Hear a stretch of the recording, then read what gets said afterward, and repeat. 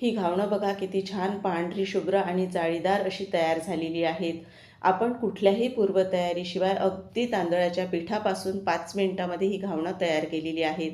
तुम्हालाही असाच पोटभरीचा हलका-फुलका असा नाश्ता करायचा असेल तर नक्कीच ही रेसिपी तुम्ही ट्राय करू शकता. त्यासाठी तुम्ही हा रेसिपी व्हिडिओ पूर्ण शेवटपर्यंत बघा, म्हणजे पूर्ण डिटेल टिप्ससहित तुम्हाला ही रेसिपी मी सांगितलेली आहे. रेसिपी जरा कुठे तुम्हाला आवडली तर एक लाईक करून चॅनललाही सबस्क्राईब करायला विसरू नका. तर आता सर्वात आधी आपण 1 वाटी तांदळाचं पीठ घेतलेलं आहे.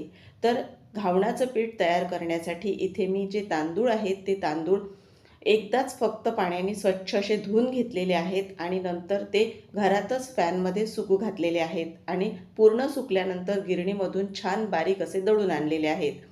तर आता हे जे आपण पीठ तयार केलेलं आहे घावणासाठी, असं पीठ तुम्ही तयार करून अगदी महिना 2 महिने स्टोअर करू शकता. तर आता बघा, हे जे पीठ घेतलेलं आहे हे आधी चाळणीने गाळून घ्यायचं आपल्याला आणि आता वाटीने आपण मोजून घेतलेलं आहे. फार असं दाब देऊन वाटी भरायची नाही, हलक्या हातानेच वाटी भरलेली आहे. आता याच वाटीने आपण पाणी मोजून घेणार आहोत. मी याआधीसुद्धा घावणांची रेसिपीचा व्हिडिओ चॅनलवर अपलोड केलेला आहे. त्या व्हिडिओसाठी मला भरपूर अशा कमेंट आलेल्या होत्या. म्हटलं त्यासाठी आपण डिटेल हा एक व्हिडिओ बनवूया. तर आता तुम्हाला या सर्व तुमच्या पडलेल्या प्रश्नांची उत्तरे या व्हिडिओमधून मिळतील. तर आता हे आपण जे पीठ घेतलेलं आहे तर त्यामध्ये आपल्याला फक्त मीठ आणि पाणीच घालायचं आहे. तर यामध्ये आपण आता मीठ आणि पाणी घालून घेणार आहोत.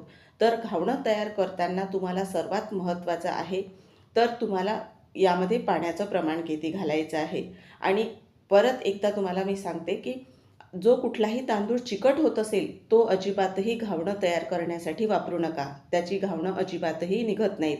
तर इथे आता आपण बघा वाटीने पाणी मोजून घेतलेलं आहे. सुरुवातीला 1 वाटी पाणी मी यामध्ये घातलेलं आहे आणि आता आपण परत याच वाटीने आपल्याला पाणी मोजून घ्यायचं आहे. तर दुसरी वाटीही मी पाण्याची भरून घेतलेली आहे, पण त्यामधलं आपण अर्धच घातलेलं आहे पाणी. पाणी अजून लागणार आहे, पण सुरुवातीला आपण जे हे पीठ घेतलेलं आहे ते पीठ आधी भिजवून घेणार आहोत.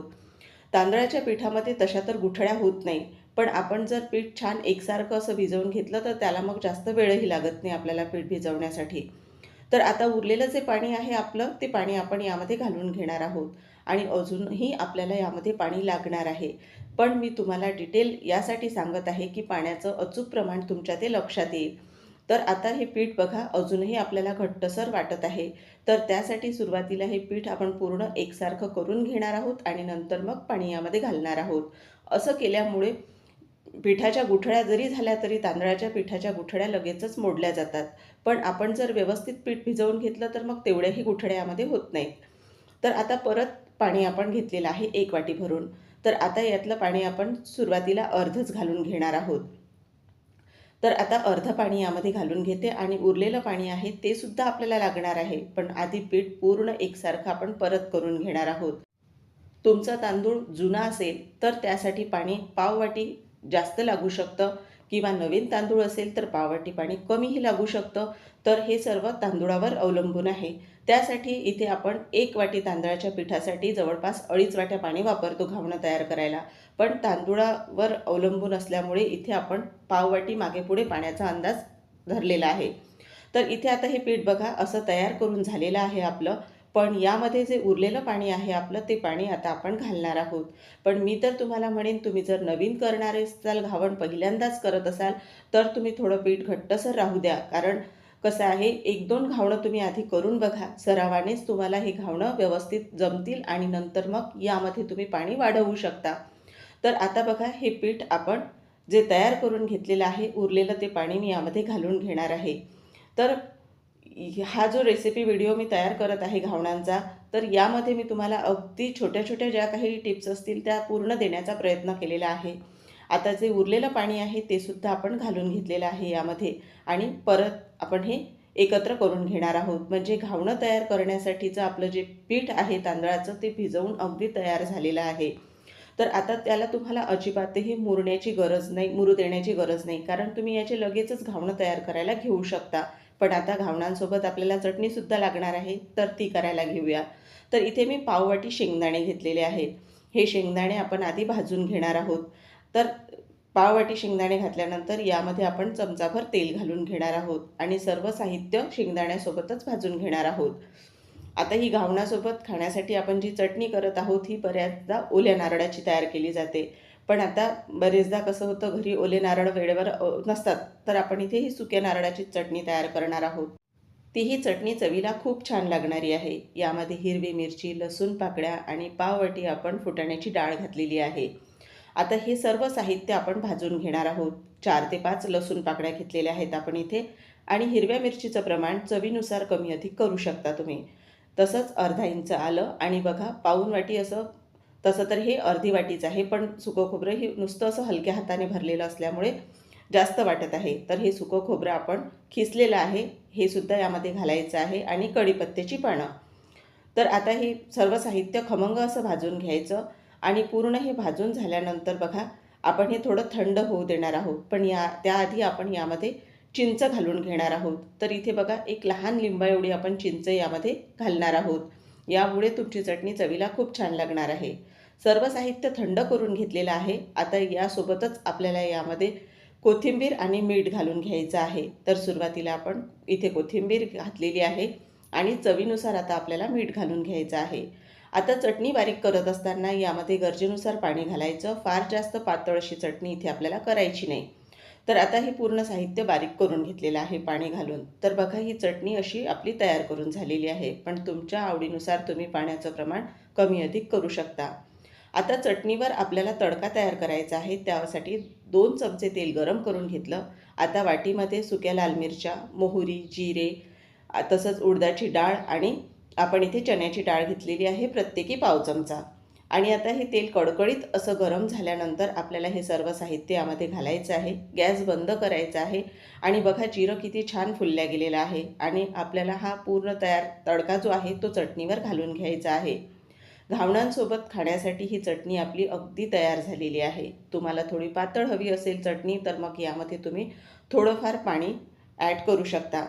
तर आता हे पूर्ण आपण घातलेला तडका यामध्ये आपल्याला एकत्र करून घ्यायचा आहे आणि अगदी झटपट ही आपली चटणी तयार करून झालेली आहे. इथे जरीही आपण ओलं नारळ यामध्ये वापरलेलं नाही तरीही सुक्या नारळाची ही चटणी चवीला तशीच लागणारी आहे. खाताना तुम्ही अजिबातही ओळखू शकाल नाही की ही आपण सुक्या नारळाची चटणी बनवलेली आहे म्हणून.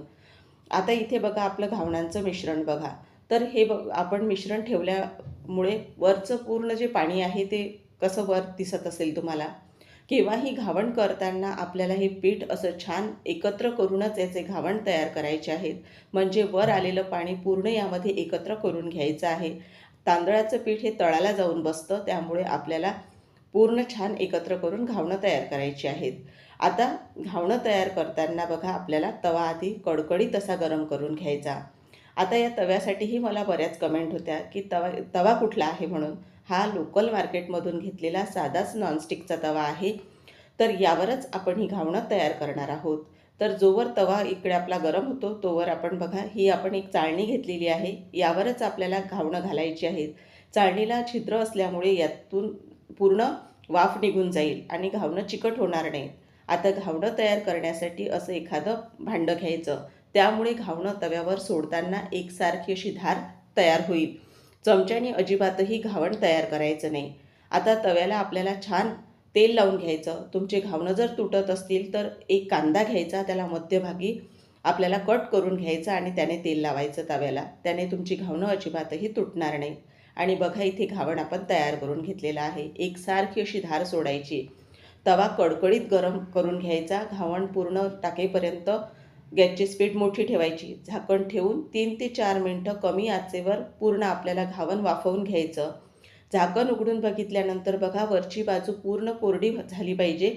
जर थोडी जरी ओलसर तुम्हाला वाटली असेल तर थोडंफार घावण अजून वाफवून घ्यायचं आणि पूर्ण कडा आधी मोकळ्या करून घ्यायच्या आणि घावण पलटवून घ्यायचं आहे आपल्याला. अगदी सहज घावण तव्याच्या वेगळं होतं. परत झाकण ठेवायचं, गॅसची स्पीड कमी करायची आणि परत 3 ते 4 मिनटं घावण वाफवून घ्यायचं. म्हणजे घावण अजिबातही तुमचं चिकट होत नाही, तुटलं जात नाही. आता हे घावण काढून लगेचच आपल्याला चाळणीवर घालायचं आहे. तुम्हाला चाळणी घ्यायची नसेल तर एखादी टोपली जी असते ती टोपलीही तुम्ही घेऊ शकता. आता हे घावण आपण इथे चाळणीवर घालून घेतलेलं आहे. हे आपण थोडं थंड होऊ देणार आहोत म्हणजे पूर्ण वाफ यामधली निघून जाईल. तोवर आपण तवा परत कडकडीत असा गरम करून घेणार आहोत. घावण केव्हाही थंड तव्यावर अजिबातही घालायचं नाही आणि घावण घातल्यानंतर तव्यावर ते अजिबातही उघडं ठेवायचं नाही, म्हणजे ते वाफवूनच घ्यायचं आहे आपल्याला, नाहीतर मग त्याला तडा जातात, ते चिरलं जातं. परत तवा कडकडीत गरम करून घेतला, तेल लावून घेतलं तव्याला आणि घावण घालून घेतलेलं आहे. परत त्यावर झाकण ठेवून घावण मी वाफवून घेणार आहे. गॅसची स्पीडही तितकीच महत्त्वाची आहे. आता जोवर ते घावण वाफवलं जातं तर हे घावण तुम्हाला दाखवते मी. बघा, थोडं थंड झालेलं आहे आणि बघ किती छान पांढरं शुभ्र जाळीदार असं हे घावण तयार झालेलं आहे. बघता क्षणीच खावंसं वाटत आहे ना. तर आता हे बघा, याची घडी आपण अशी घालून घेणार आहोत, म्हणजे याला दुमड घालून घ्यायची आणि हे एका ताटामध्ये काढून घेऊ आता. परत आता बघा, हे घावण दाखवते तुम्हाला. वरची बाजू पूर्ण कोरडी झालेली आहे. आता हे घावण आपल्याला पलटवून घ्यायचं आहे. जर घावण तव्यापासून वेगळं होत नसेल तर थोडं परत वाफवून घ्यायचं आणि हे पलटवून घेतलेलं आहे. बघा, दुसरंही घावण किती सुंदर छान असं तयार झालेलं आहे जाळीदार. तर आता परत झाकण ठेवूयात आणि घावण वाफवून घेणार आहोत आपण. तर आता हे घावण आपण काढून घेणार आहोत. तर एकापेक्षा एक अशी ही घावणं तयार झालेली होती. बघता बघता बरीच अशी घावणं मी तयार करून घेतलेली आहेत. तर आता ही घावण आपण चाळणीवर काढून घेणार आहोत. तर इथे आपली जी घावणं आहेत ती तयार करून झालेली आहेत. तर मी घेतलेल्या पूर्ण हे वाटीभर जे मिश्रण होतं त्यात 6 ते 7 घावणं तयार झालेली आहेत करून. तर आता बघा, हे घावण तुम्हाला मी हाताने याची जाळीसुद्धा दाखवते. आपलं घावण जे आहे ते कसं तयार झालेलं आहे म्हणून. आणि याची घडी घालून बराच असा वेळ झालेला आहे. तर आपण घावण चिकट झालेलं आहे का ते सुद्धा बघणार आहोत. तुम्ही जर व्यवस्थित घावण तुमचं वाफवून घेतलं तर त्याचा रंग अजिबातही बदलत नाही आणि घावण तुमचं चिकटही होत नाही. तर आता उघडून दाखवते तुम्हाला. याची जाळी बघून बघा तुम्ही किती छान असं हे तयार झालेलं आहे. तर इथे बघा, दिसते का तुम्हाला कुठेतरी चिकट? कुठेही घावण चिकट असं झालेलं नाही. तर मंडळी, तुम्हाला बऱ्याचशा तुमच्या पडलेल्या प्रश्नांची उत्तरं नक्कीच मिळाली असतील. तर तुम्हाला आजचा हा रेसिपी व्हिडिओ कसा वाटला? तुम्हाला थोडा जरी हा व्हिडिओ उपयुक्त वाटला असेल तर जास्तीत जास्त लाईक करून, चॅनलला सबस्क्राईब करून, तसेच हा व्हिडिओ जास्तीत जास्त शेअर करायला विसरू नका. पुन्हा अशाच आपण झटपट तयार होणाऱ्या एखाद्या उपयोगी आणि अशाच घरगुती रेसिपीसोबत पुन्हा लवकरच भेटूया. तर बघा, आता हे घावण आपण दुमड घालून घेतलेली आहे आणि तुम्हाला आता हे तोडूनसुद्धा दाखवते मी घावण कसं झालेलं आहे म्हणून. तर आता तोडून दाखवूया. खरं तर ही घावण तोडायची इच्छाच होत नाही, पण आता तरीही तुम्हाला तोडून दाखवते मी.